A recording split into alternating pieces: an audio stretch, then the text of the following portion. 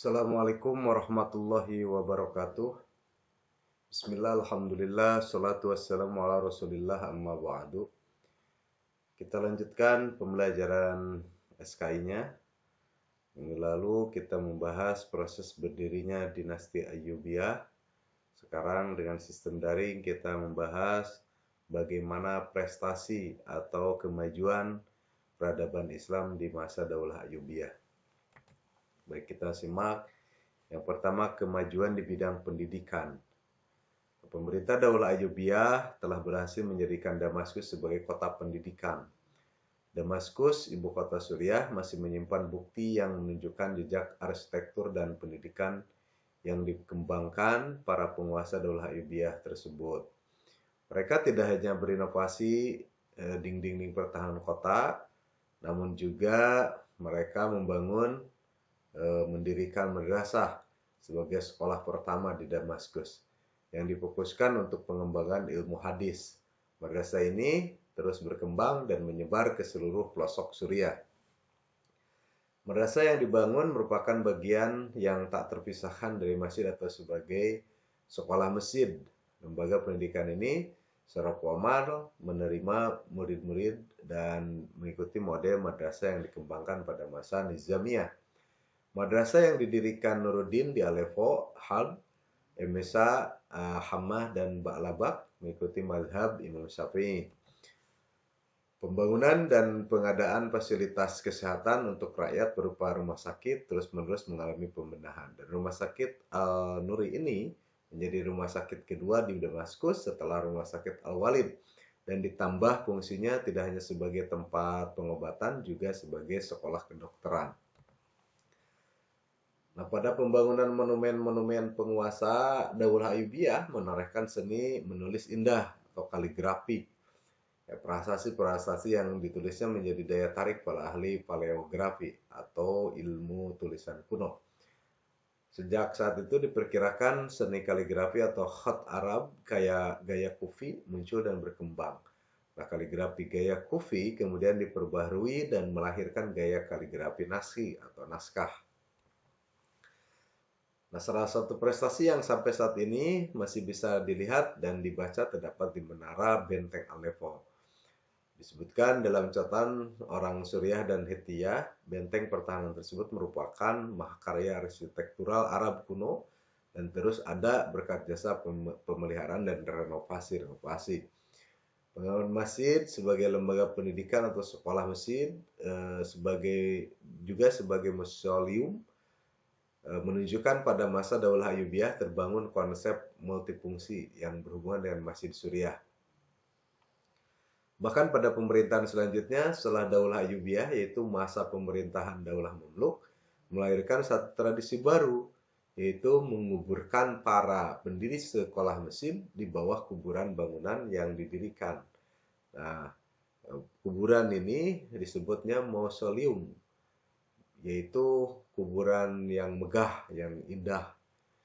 Contohnya seperti ini yang ada di bawah. Selanjutnya, Salahuddin Yusuf Ayyubi juga mencurahkan perhatian pada bidang pendidikan dan arsitektur. Ia memperkenalkan pendidikan madrasah ke berbagai wilayah di bawah kekuasaannya, seperti ke Yerusalem, Mesir, dan lain-lain. Di antara madrasah terkemuka dan terbesar berada di Kairo dan memakai namanya sendiri, yaitu Madrasah As-Salahiyah.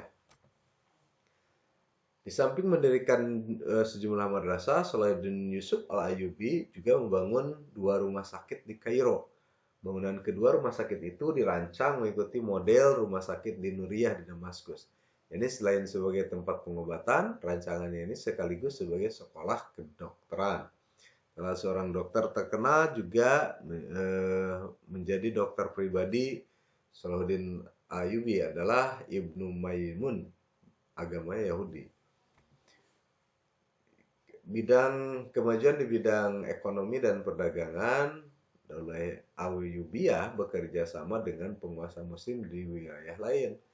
Itu membangun perdagangan dengan kota-kota di Laut Tengah, Lautan Hindia, dan menyempurnakan sistem perpajakan. Hubungan internasional dalam perdagangan, baik jalur laut maupun jalur darat, semakin ramai dan membawa pengaruh bagi negara Eropa dan negara-negara yang dikuasainya. Sejak saat itu, ekonomi dan perdagangan sudah menggunakan sistem kredit. Bank termasuk letter of credit, yaitu surat kredit. Bahkan ketika itu sudah ada mata uang yang terbuat dari emas. Yaitu letter kredit itu sebelum orang yang datang dengan surat, maka pembayaran bisa selesai di sana. Selain itu dimulai percetakan mata uang dirham campuran atau fulus. Percetakan fulus yang merupakan mata uang dari tembaga dimulai pada masa pemerintahan Sultan Muhammad Al-Kamil Ibnu Al-Adil Al-Ayyubi. Percetakan uang fulus tersebut dimaksudkan sebagai alat tukar terhadap barang-barang yang tidak signifikan dengan rasio 40-80 untuk setiap dirhamnya. Satu dirham sama dengan 40-80 fulus. Dalam bidang industri, pada masa Ayyubiyah sudah mengenal kemajuan bidang industri dengan dibuatnya kincir oleh seorang Syria yang lebih canggih dibandingkan buatan orang Barat. Juga sudah ada pabrik karpet, pabrik kain, dan pabrik gelas. Nah, bagaimana kemajuan di bidang militer dan sistem pertahanan? Pada masa pemerintahan Salahuddin, kekuatan militernya terkenal sangat tangguh. Pasukannya diperkuat oleh pasukan Barbar, kemudian Turki dan Afrika. Selain juga memiliki alat perang, pasukan berkuda, Salahuddin juga punya pasukan berkuda, pedang dan panah. Dinasti ini juga memiliki burung elang sebagai kepala burung-burung dalam peperangan. Membuat bangunan monumental berupa tembok kota di Kairo dan Muqattam, yaitu benteng Kal Al-Jabal atau lebih dikenal dengan sebutan benteng Salahuddin Al-Ayyubi yang sampai hari ini masih berdiri dengan megahnya. Benteng ini terletak bersebelahan Bukit Muqattam dan berhamparan dengan Medan Sayyidah Aisyah. Ide membuat benteng ini hasil pemikirannya sendiri yang direalisasikan pada tahun 1183 Masehi.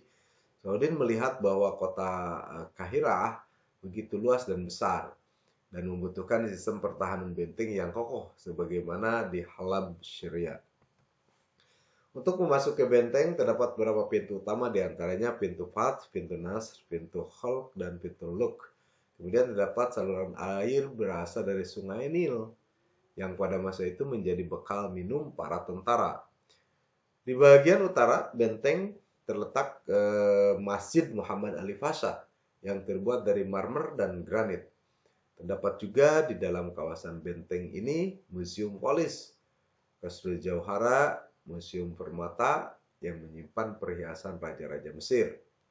Terdapat juga Maktab Al-Fan Al-Islami, Museum Kesenian Islam yang terletak di bab atau pintu Khalq yang menyimpan ribuan barang yang melambangkan kesenian Islam semenjak zaman Nabi Muhammad SAW, termasuk diantaranya surat Rasulullah SAW untuk penguasa Mesir saat itu bernama Makaukis agar beriman kepada Allah Subhanahu wa Ta'ala. Yang selanjutnya kemajuan di bidang pertanian untuk masyarakat Mesir dan lain-lain. Ini bukan hanya Mesir saja, seluruh di bawah pemerintahan dinasti Ayyubiyah menggunakan sistem irigasi, yaitu pembangunan waduk dan bendungan serta terusan untuk mengairi kebun pertanian.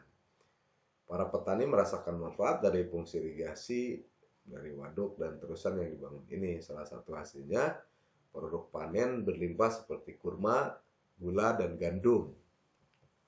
Demikian kemajuan yang dicapai pada masa Daulah Ayyubiyah. Terima kasih. Assalamualaikum warahmatullahi wabarakatuh.